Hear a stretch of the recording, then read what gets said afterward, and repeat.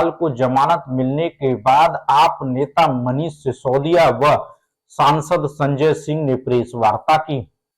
आज माननीय supreme court ने दिल्ली के लोकप्रिय मुख्यमंत्री अरविंद केजरीवाल जी की रिहाई बेल के संबंध में जो आज फैसला दिया है वो कई मायने में महत्वपूर्ण है। सबसे पहले तो निश्चित रूप से आम आदमी पार्टी के लिए, दिल्ली सरकार के लिए, हम सब के लिए, हम सब के परिवारों के लिए ये बहुत बड़ी राहत की बात है, बहुत भावुक क्षण है कि हमारे भाई, हमारे प्रिय नेता, हमारे गुरु, राजनीतिक गुरु अरविंद केजरीवाल जी भारतीय जनता पार्टी के तमाम कुचक्रों के बाद बाहर आएंगे। उनकी तमाम साजिशें रखी रह जाएंगी भारतीय जनता पार्टी वालों की। लेकिन साथ साथ बात सिर्फ केजरीवाल जी की जमानत की नहीं है। आज माननीय सुप्रीम कोर्ट ने भारतीय जनता पार्टी को भी एक बहुत बड़ा संदेश दिया है कि तुम्हें अपनी तानाशाही बंद करनी पड़ेगी। आज माननीय सुप्रीम कोर्ट का आदेश भारतीय जनता पार्टी के मुंह पे एक कड़ा तमाचा है कि आप एजेंसियों का दुरुपयोग कर रहे हो। आपने एजेंसियों को अपना केज पैरेट बना के रखा हुआ है। ऑनरेबल सुप्रीम कोर्ट ने बहुत साफ शब्दों में कहा कि सीबीआई केज पैरेट की तरह से काम कर रही है। माननीय सुप्रीम कोर्ट का यह फैसला सिर्फ पार्टी, सरकार या व्यक्ति के लिए, हमारे लिए महत्वपूर्ण नहीं है। केवल देश के आम आदमी को ऑनरेबल सुप्रीम कोर्ट का साफ संदेश है, साफ भरोसा है कि आप चिंता मत करो। अगर कोई तानाशाही चलाएगा, अगर कोई एजेंसियों का दुरुपयोग करेगा तो देश का संविधान उसकी रक्षा के लिए है।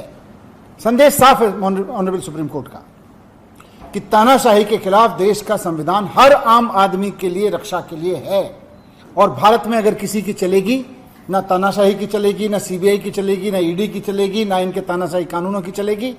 भारत में अगर किसी की चलेगी तो देश के संविधान की चलेगी। यह ऑनरेबल सुप्रीम कोर्ट के फैसले से साफ संदेश है। दूसरी बात, ऑनरेबल सुप्रीम कोर्ट के संदेश से यह साफ है कि भारतीय जनता पार्टी सीबीआई को और ईडी को अपने तोता मैना की तरह इस्तेमाल करते हुए अरविंद केजरीवाल जी को अंदर रखने के लिए साजिशें रच रही थी। खुद ऑनरेबल सुप्रीम कोर्ट में यह कहा गया आज कि जिस तरह से सीबीआई ने सीएम साहब को अरेस्ट किया, उससे यह साफ हो जाता है कि सीबीआई जानबूझकर केजरीवाल जी को अंदर रखने की मंशा के तहत उनको गिरफ्तार कर रही थी।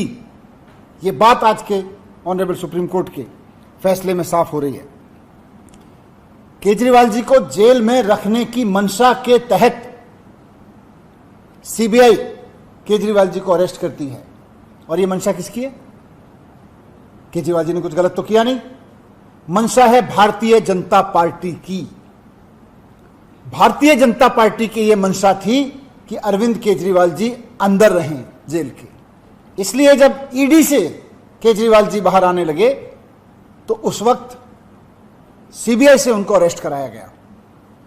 बहुत सोची समझी साजिश के तहत सीबीआई ने किसी करप्शन में अरेस्ट नहीं किया, बीजेपी की मंशा से अरेस्ट किया है केजरीवाल जी को। यह बात हम कह रहे थे, आज ऑनरेबल सुप्रीम कोर्ट ने इसको सही ठहराया है कि सीबीआई ने बीजेपी की मंशा को पूरा करने के लिए केजरीवाल जी को उस वक्त अरेस्ट किया जब वो ईडी के केस से बाहर आने वाले थे। तो भारतीय जनता पार्टी को इस पर थोड़ा सा आत्मावलोकन करना चाहिए, शर्म महसूस करनी चाहिए इस बात के लिए कि इतना खुलेआम वो सीबीआई का दुरुपयोग कर रही थी। आज सुप्रीम कोर्ट में एक्सपोज हो गई है बुरी तरह से भारतीय जनता पार्टी। थोड़ा उनको माफी मांगनी चाहिए देश से, देश के संविधान से, बाबा साहब से माफी मांगनी चाहिए भारतीय जनता पार्टी को कि किस तरह से वो एजेंसियों का दुरुपयोग करके दिल्ली के एक चुने हुए मुख्यमंत्री को अंदर डालते हैं, एक कट्टर ईमानदार आदमी को अंदर डालते हैं। और फिर जब एक एजेंसी के झूठे मुकदमों से वो छूटने वाले होते हैं तो फिर दूसरी एजेंसी को लगा के उनको अरेस्ट करवा देते हैं। यह बात आज एक्सपोज हो गई केजरीवाल जी के संबंध में, मुकदमे के जो बेल के संबंध में उन्होंने दिया। और तीसरी बात हम सब के लिए बहुत सुखद यही है, जो मैंने पहले भी कहा कि लोगों का अरविंद केजरीवाल जी के प्रति बहुत प्यार है। लोगों का प्यार, भगवान राम की, हनुमान जी की कृपा और देश के संविधान का कवच, ये तीनों अरविंद केजरीवाल जी के साथ हैं।